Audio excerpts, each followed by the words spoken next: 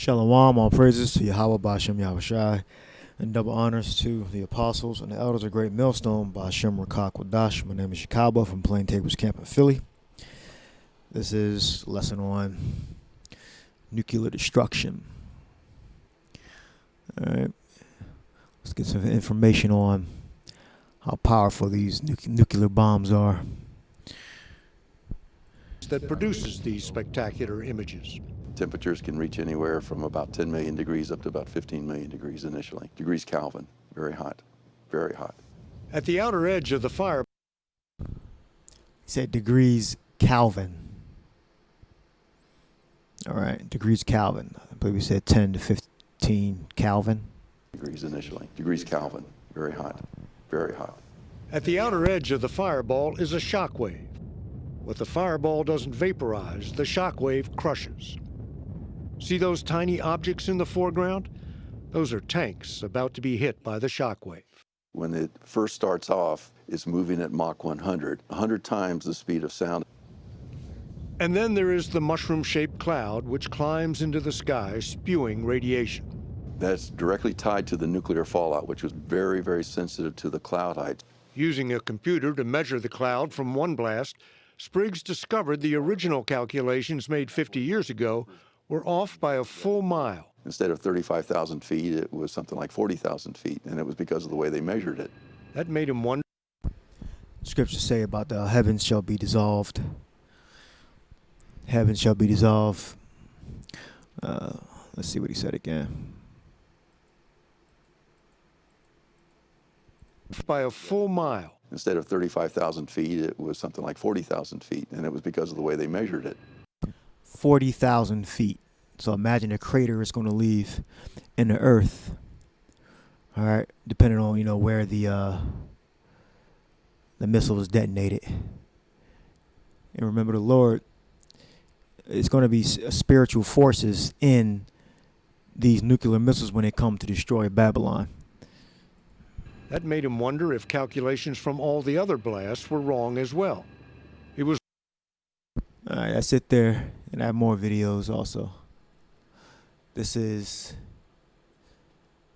Isaiah 34. The whole chapter you have to read, but I'm just going to read a few precepts. 34 and 5, Isaiah, for my sword shall be bathed in heaven. Behold, it shall come down upon Idumea. These are the Edomites. It's the Greek way of saying Edom, and which is so-called Caucasian people. All right, starting with the Amalekites over there in the east. Start with a J, ends with an S, the false ones, and upon the people of my curse to judgment. The sword of Yahweh is filled with blood. It is made fat with fatness, and with the blood of lambs and goats, and with fat of the kidneys of rams, because the fire is going to burn all the people up here and there in the other countries. For Yahweh hath a sacrifice in Basra, okay, both people, animals, technology, ways, thoughts, all going to be burnt. And a great slaughter in the land for Yahweh have a great sacrifice, in Basra. This represents Esau, Edom, and a great slaughter in the land of Idumea. 8th verse says, for it is the day of Yahweh's vengeance in the year of recompense for the controversy of Zion. All right, because for all the evil that Esau have done throughout the world and have done to the Israelites, this is why Esau's kingdom is going to be destroyed. His kingdoms, plural, are going to be destroyed, going to be burnt up with fire for all the sins, for all their iniquity. As the streams thereof shall be turned into pitch, the dust thereof into brimstone, and the land thereof shall become burning pitch. All right. And the next verse speaks about it going up forever and ever. That's where John, he was reciting, the visions of Isaiah, and according to the visions that he's seen, Isaiah and John, the Revelator, seen the same visions. or similar visions when it came to the nuclear destruction of Babylon. All right. I believe that there are quite a few. All right. This is Isaiah 66:15. For behold, Yahweh will come with fire, and with his chariots like a whirlwind, to render his anger with fury, and his rebuke with flames of fire. For by fire and by his sword will Yahweh plead or judge all flesh, and the slain of Yahweh Bashem Yahushai shall be many. All right, shall be many. So Yahweh Yahushai is going to destroy this world with fire, mainly Babylon, America. All right. This is Zechariah 14:12. And this shall be the plague wherewith Yahweh will smite all the people that have fought against Jerusalem. All right. Now you heard 10 to 15 or 10 to 50, whatever he said, degrees Kelvin. 10 to 50 million degrees Kelvin, or 10 to 15 million degrees Kelvin. He said very hot. All right, so that's going to start fires. And remember, the Spirit of the Lord is going to be in it. Yahweh, or Yahweh Shai's Spirit is going to be with those missiles, because they're going to be directed by Yahweh Shai. And it shall come to and Zechariah 14:12, and this shall be the plague wherewith Yahweh will smite all the people that have fought against Jerusalem. Their flesh shall consume away while they stand upon their feet. Their eyes shall consume away in their holes, and their tongue shall consume away in their mouth. All right, meaning they're going to be incinerated. All right, they're going to be burnt up. So when you hear the Christians talk about, you're going to hell or whatever, well, a lot of people are going to hell, but they're not going to be burning forever. The scriptures say the smoke of their torment ascendeth up forever and ever. All right, and if you worship Esau, Edom, by taking his mark, you're going to become an even more of a slave, and you're going to be working for Esau and breaking fucking rocks and being experimented on. All right, whatever Esau wants to do to you, it's not going to do anything good. It's going to be done to you. You're a slave. You're going to become even more of a slave when you take that chip. So do not take that chip. Choose death rather to take that chip. All right. So this is the description of a person being burned alive to dust, to nothing, because when that 10 to 50 or 10 to 15 million degrees Kelvin hits multiple thousands of times, hits Babylon and other places around the world, it's going to cause it to become to start other fires. All right, and it eventually become a lake of fire, because you have a lot of fuel in the earth, also a lot of gas, a lot of oil, a lot of coal in the earth, under the earth. All right, that are going to be ignited. You have volcanoes. The plates are going to be, the tectonic plates going to shift, going to cause all sorts of hell. Okay, which means death, the grave. All right, so Babylon is going to become a lake of fire. All right, and Joel, that's what sparked me to do this video. Well, really the Beirut explosion. It's Joel 2, and this speaks about the nuclear destruction. Started the third verse. The whole chapter you should read. The second verse goes into how it's going to become dark. All right, the sun and moon not going to give the light. The day of darkness and gloominess, day of clouds and thick darkness, as the morning spread upon the mountains, a great people and a strong. There hath not been the like, neither shall be any more after it, even to the years of many generations. A fire devoured before them, Joel 2 and 3. A fire devoured before them, and behind them a flame. And behind them a flame burneth. See, the consistent thing about the destruction of this world is fire. That's the consistent thing. All right. And the place where the main fire is going to take place, is going to burn, is going to be America, Babylon, America. All right. And behind them a flame burneth. The land is as the Garden of Eden before them, and behind them a desolate wilderness. Yeah, and nothing shall escape. All right. And so I'll give you a description of how mighty these missiles are that's going to bring the fire to destroy Babylon, Babylon, America. All right. They shall, 7th verse, they shall run like mighty men. They shall climb the wall like men of war. They shall march everyone on his way, and they shall not break their ranks. All right. They're going to march strong. They're going to march fast. He's referring to missiles flying through the air. Neither shall one thrust another, but he's giving it in the semblance of men marching to take a city, to destroy a city. All right. They shall run to and fro in the city. They shall run upon the wall. They shall climb up upon the houses. They shall enter in at the windows like a thief. All right. All right, and a thief, normally you don't see them stealing from you because they get away with what they're taking. Like, this is a successful thief. All right, so those missiles are going to come fast. Not going to be able to block them or divert them. It says the earth shall quake before them, the heaven shall tremble, the sun and the moon shall be dark, and the stars shall fall withdraw their shining.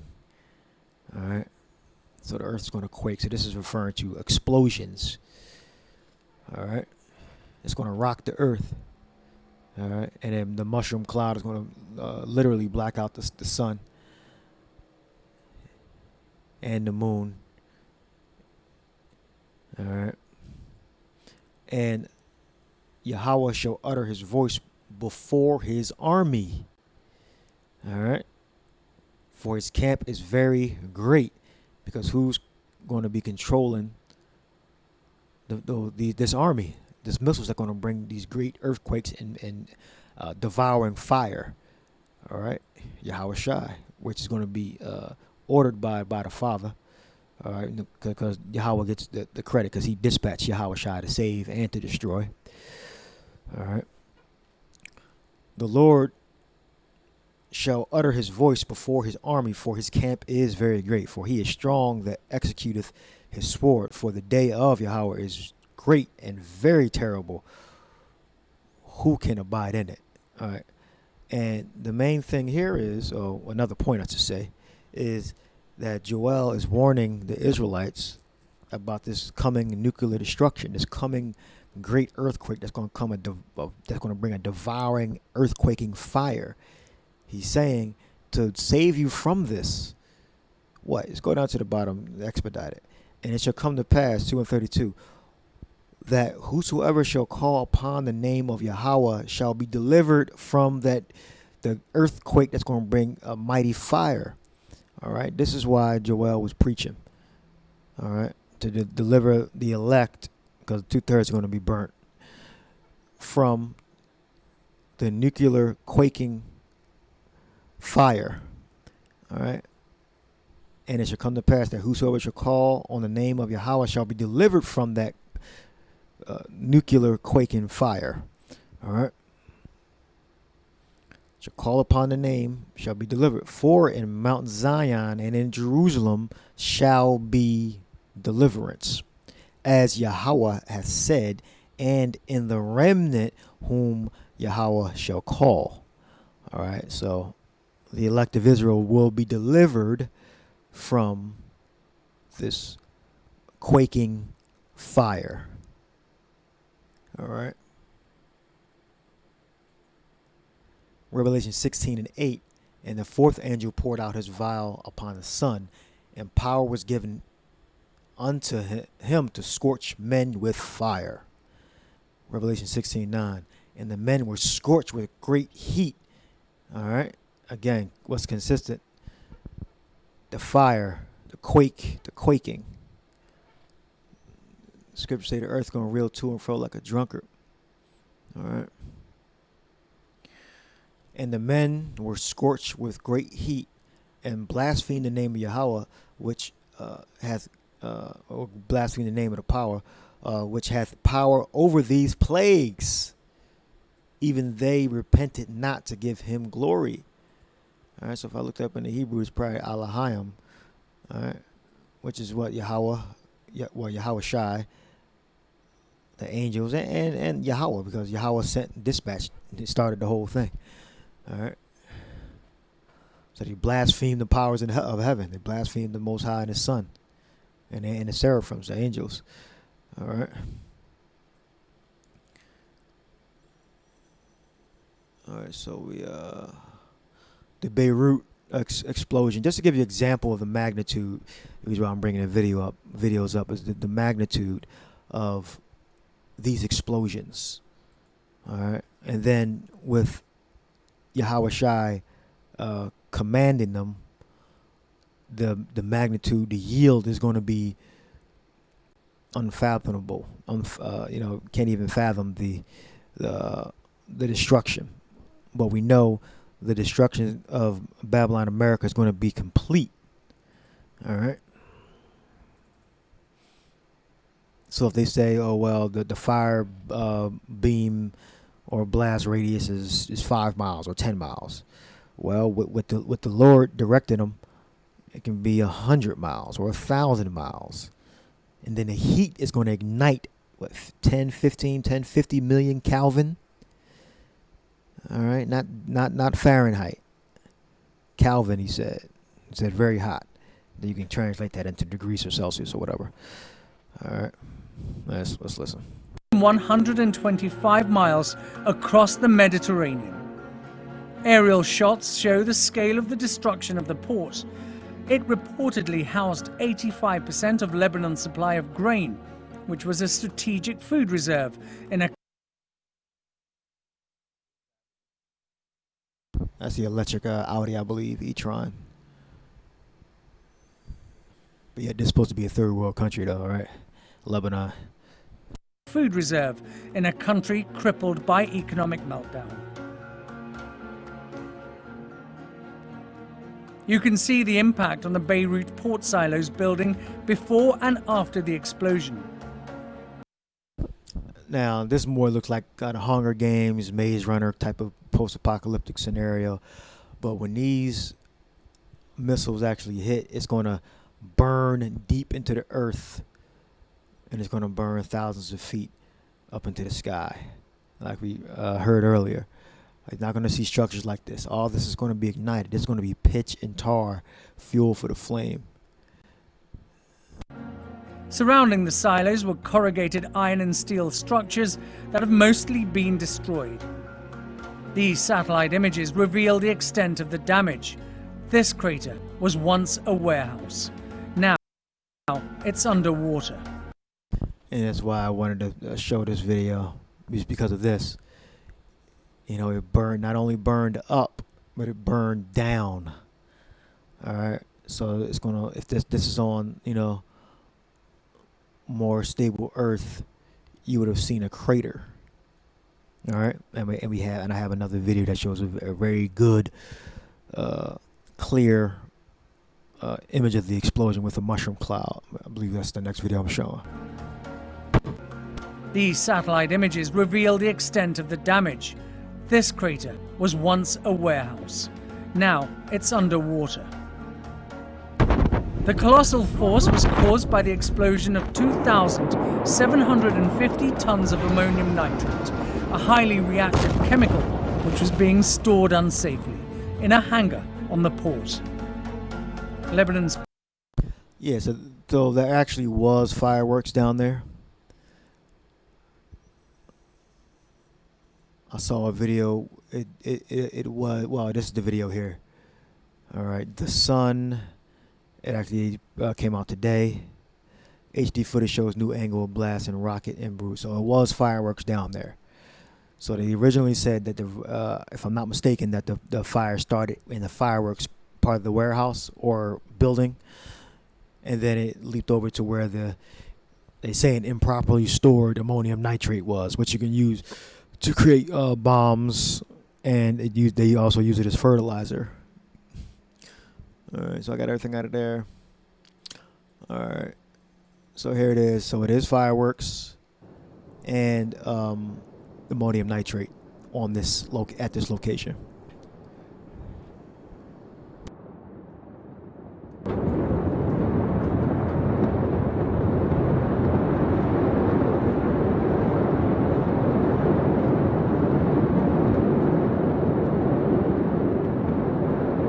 You can see the fireworks there.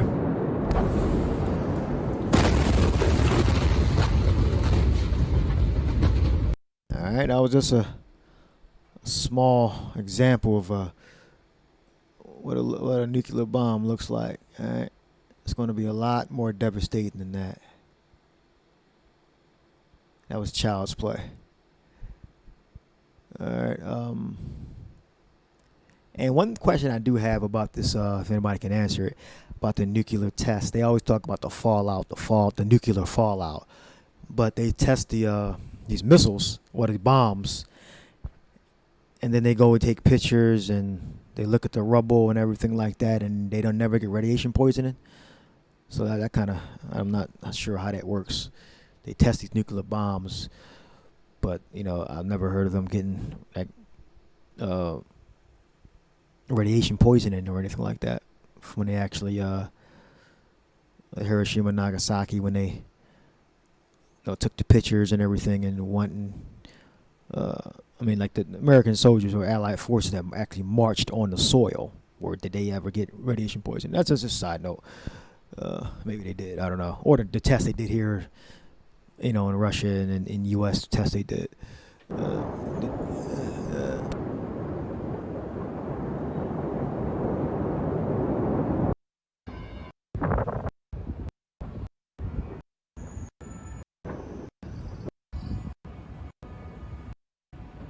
The first place I believe is the fireworks storage.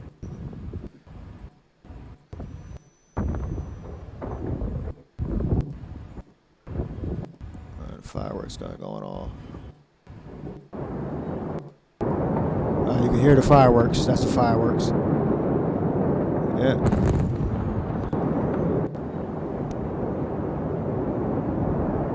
Rumble is the fireworks, I believe. Yeah.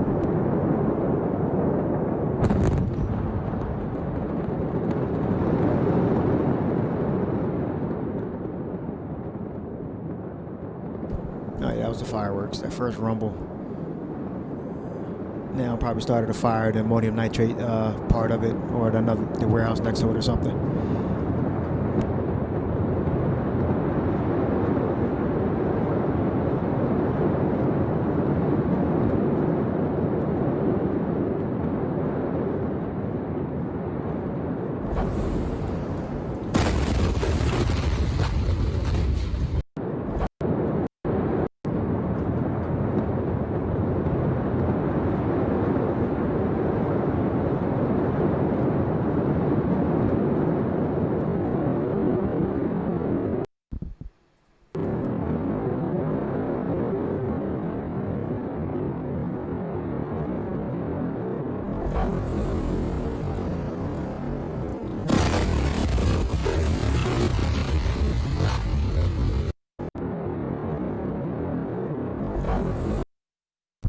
Let's do a little slower.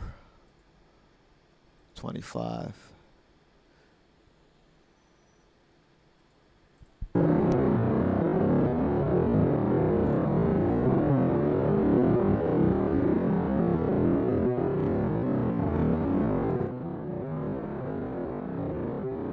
It's like a synth.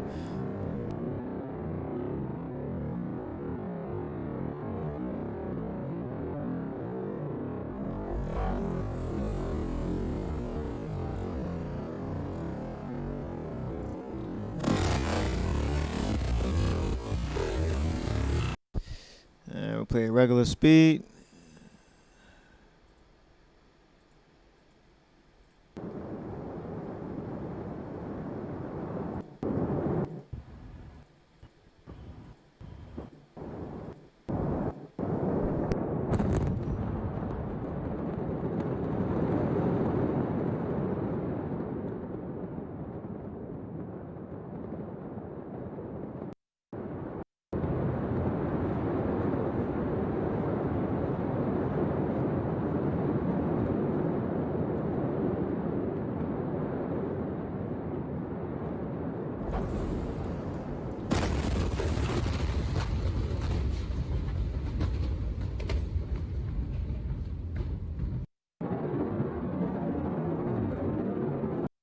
Oh, they slowed it down too. Yeah, they slowed it down when they did their re-recording of the video they got. All right, so that's it. That's again, it's not a nuclear bomb. It's just giving you the visualization of what it's going to look like, but it's going to be 1,000 times worse because these buildings are going to just fall, be burned, and the heat's going to just keep burning until it's nothing. All right. So I brought out some appropriate scriptures, and of course there's more. There's plenty more. That's that explained. The crater. Okay. So that's the end of the lesson. I hope you edified. To the next lesson. Shalom.